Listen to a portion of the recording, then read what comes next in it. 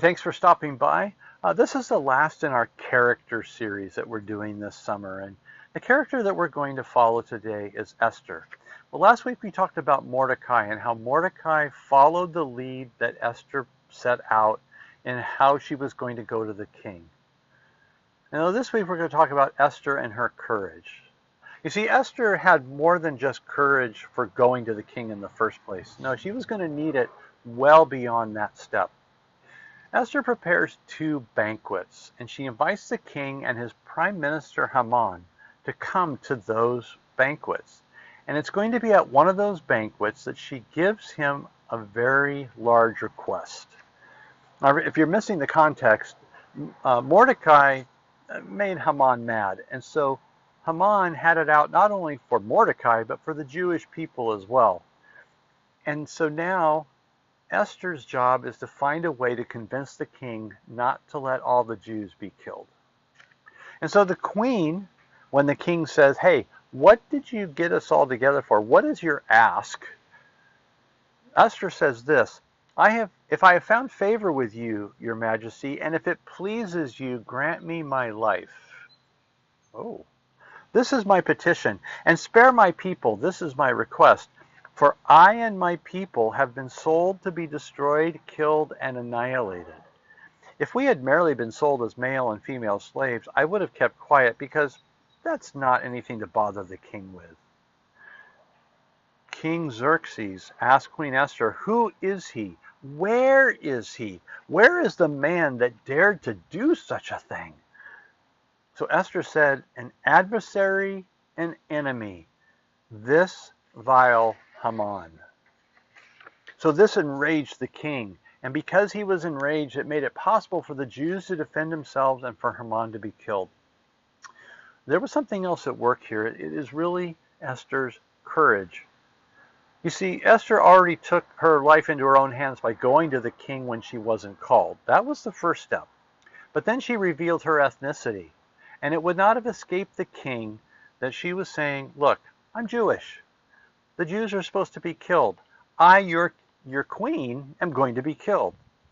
Well, since the king is already favorably disposed to the queen, this is not going to work out well for somebody who asked for all this. Then she dared to accuse his prime minister, his hand-picked second in command, that he was the one that made all this happen. Well, as this all turns out, the king was not happy with Haman after this. And it was Haman who was killed, and it was Esther and Mordecai who were shown favor, and the Jews were allowed to defend themselves. Courage. Esther showed courage for every step she took, even though each step could mean certain death. There's an article that I read recently about how courage is not easy. In fact, it's not even easy today. It's less easy. And this is what the article said. Courage, sticking your head above the wall and saying what you really think, can get you into a huge amount of trouble. And usually you are not rewarded for it. Now, we need courage in this day and age. There are certain convictions we can hold that take no courage because they feed into the groupthink of all the people around us.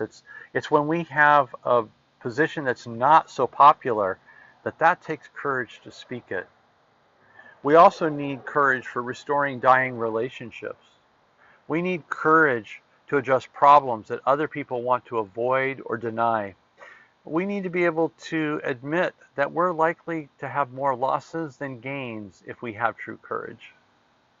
So, maybe in a very simple way, do you have a step that you need to take that requires courage? The consequences may not be your life, but you might risk losing a friend. You might risk taking something backwards that you've been moving forward. You might be blown off. You might even be ridiculed. Those are all the risks that go with having courage. But no matter how closely connected you are, it still takes courage to share your heart with a friend, to share what you think, what you might be saying, hey, I really want the best for you, and that's why I really need to talk to you. Hold fast to what you believe. You may not save many lives, but you may bring life to someone else who's in need.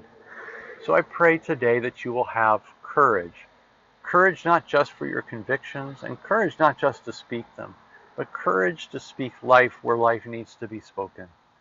Life where it needs to be planted. And if you do find out that you're pushed away, may you have the courage to not change your mind about what you have shared. I hope that you've been encouraged by all of the character sketches we've gone over this summer. And if you've missed one, they're all here on the YouTube page. Go back and listen to them. And may you find courage to live a life honoring and pleasing to the Lord. And may that build somebody else up in the faith. God bless you. I hope you have a great day.